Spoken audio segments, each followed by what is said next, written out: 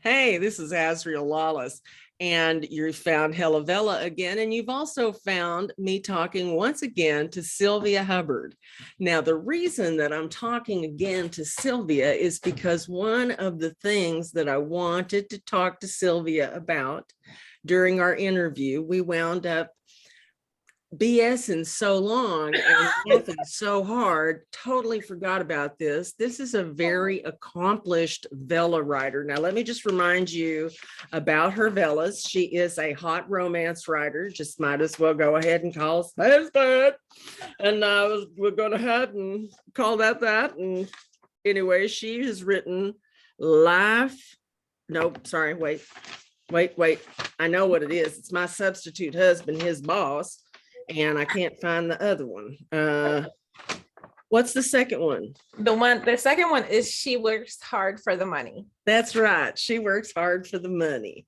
And both of them are those nice hot romances that we're all looking for. So she does write those. So anyway, but that's not what I want to talk about.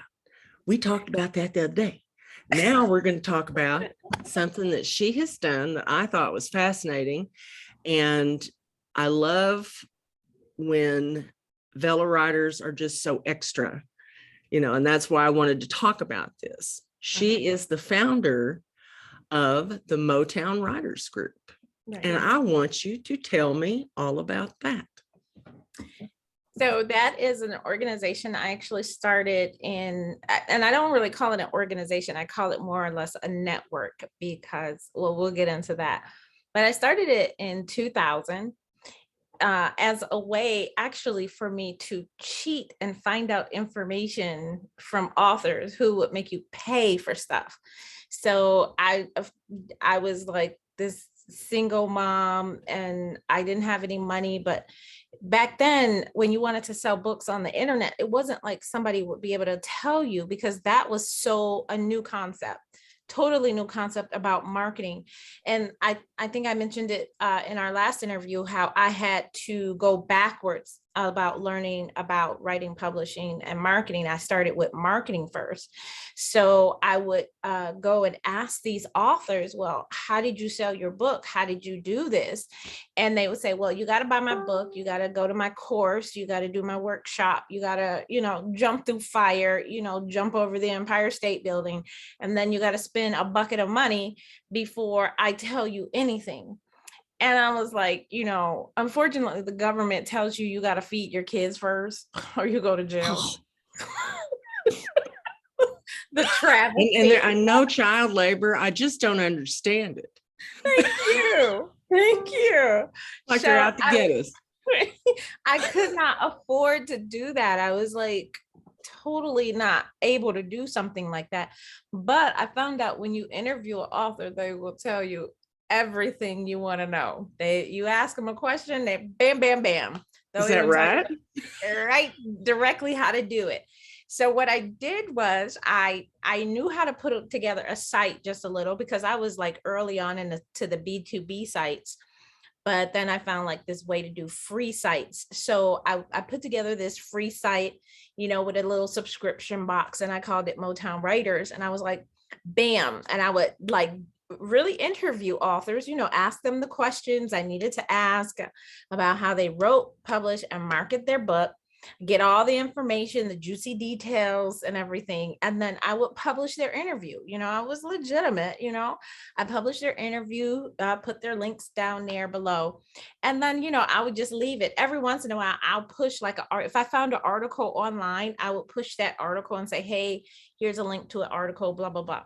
So about a year and a half passed and I went to this conference, and everybody to get in to make people talk to each other, because writers don't like to talk to each other. You had to put your organization, your name and your organization on there. So I was part of the Detroit Writers Guild at the time, and it was one of the oldest organizations in the United States. So I was pretty proud walking around with my Detroit Writers Guild thing. And then I saw people walking around with Motown Writers Network. And I was like, oh my God, did I steal somebody's name? I'm going to have to change the website. I'm going to have to do like a whole big thing. I was like, oh my God, somebody already had the name. And I was like panicking. because it was like, it wasn't just one or two people, it was a lot of people walking around with this. I was like, oh no.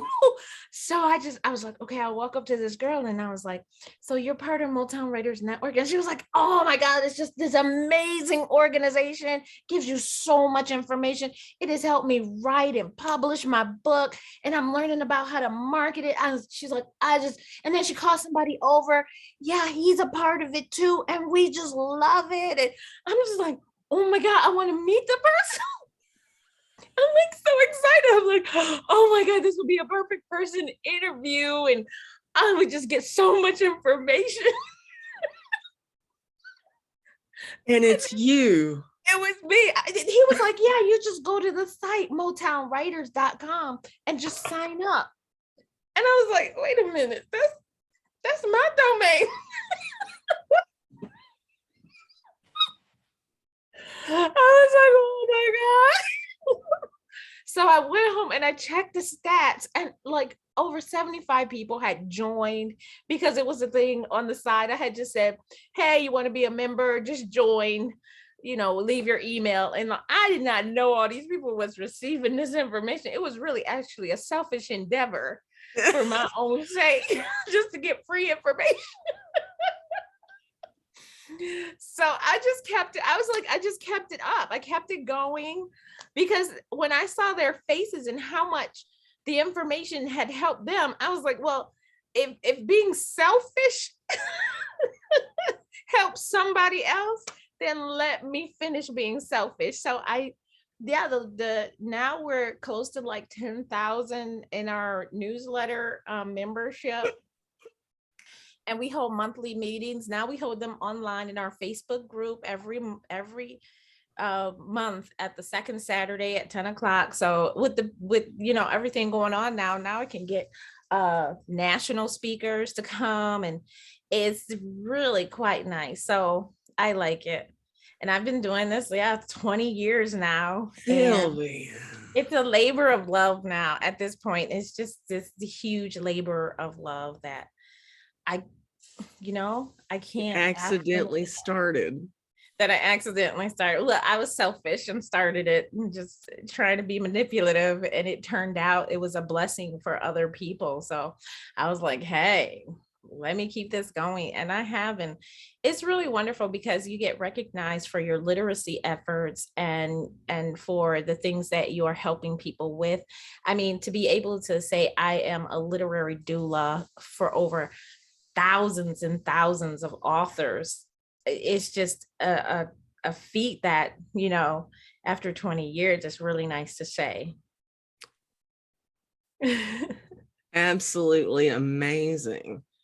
I'm going to ask you this, because I had a writer on the interview show the other day who, because he loves his little town, he likes the high school he graduated from and everything, he has established a small scholarship.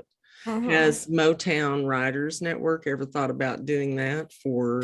We have, but what I do is, like, in my own little way, I'll do free consultations, at least like 15 minutes to 30 minutes, depending upon the author. So those are my like small contributions to help authors get to where they want.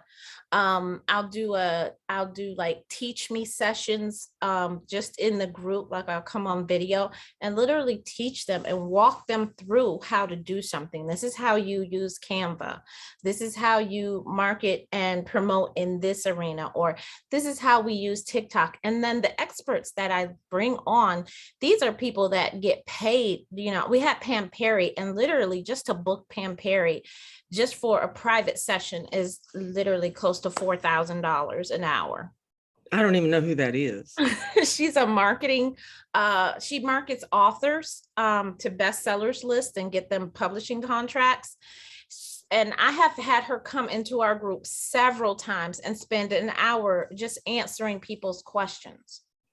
And she just comes, and like, it's so amazing. I've had self-publishing with Dale come in and show what authors need to be doing in the upcoming year to promote and market their book better, or what they need to be using, understanding metadata. I even had Evan from Story Origin come and just explain literally step by step how to use the app, but also give tips and tricks on how to put your newsletter together and what readers are looking for. Like, I mean, he gave this informative 10-minute session of, like, I was like taking my notebook out. I filled up like 4 pages of notes of him just telling, okay, this is what you need to be doing on how to get readers into your newsletter and generating a great newsletter listing and be able to have multiple content going out all the time. So it's just amazing. Like, I want to share this news with authors because it's something like people won't tell you. And I found the information for free, so I don't charge. It's just, like I said, a labor of love. I'm just like, okay, Wow. let's just do this. Yeah, that's wonderful. It's absolutely wonderful. It's just another example of paying, giving, And giving paying it and you forward, receive. right? Mhm. Right. And Basically, yes. yeah, wow. The only problem I see with this, letting people know about this is everybody's going to want to sign up for, the Motown Writers Network. Right. Yeah, I mean, and people will to ask, well, do you have to be from Detroit? Or sometimes they'll say, do you have to be Black? I'm like, okay, no. And it's just because it says Motown, that does not mean it's an ethnic thing. I named it Motown because I wanted something unique to know that what comes from here will be a different way of reading, a different way of learning, a different way of knowing about, how to write, publish, and market. And that's what Motown does. That is so wonderful. I just think it's amazing and I love it. And once again, Sylvia Hubbard, you are extra. So extra. And I thank you for letting me make up for the mistake of not asking you this in the first interview. I could talk to you all day. I have a feeling we would get in trouble. We'd probably need I probably need the number of bail bondsmen in my pocket, but You're like, did you pick up the lime? Girl, yes. Oh, but wait, you got the shovels. That's right. And the plastic and the industrial strength tape. You bet you. We gotta do tarp. We can't do plastic because that eat through the lime. I already know that. What's that old joke? A good friend is one who'll help you bash a boyfriend. Another one is a better friend is one who'll help you hide a body. Right. Hey, hello. And that's my girl right there. All right, my friend. Well, I tell you, if the Motown Writers Network is available for anybody to sign up for, I think it would be a smart thing for any writers who are getting started to go out. And what is your website? I see behind you, there's #SIL-TIPS. Yes. I see that. So my website is motownwriters.com.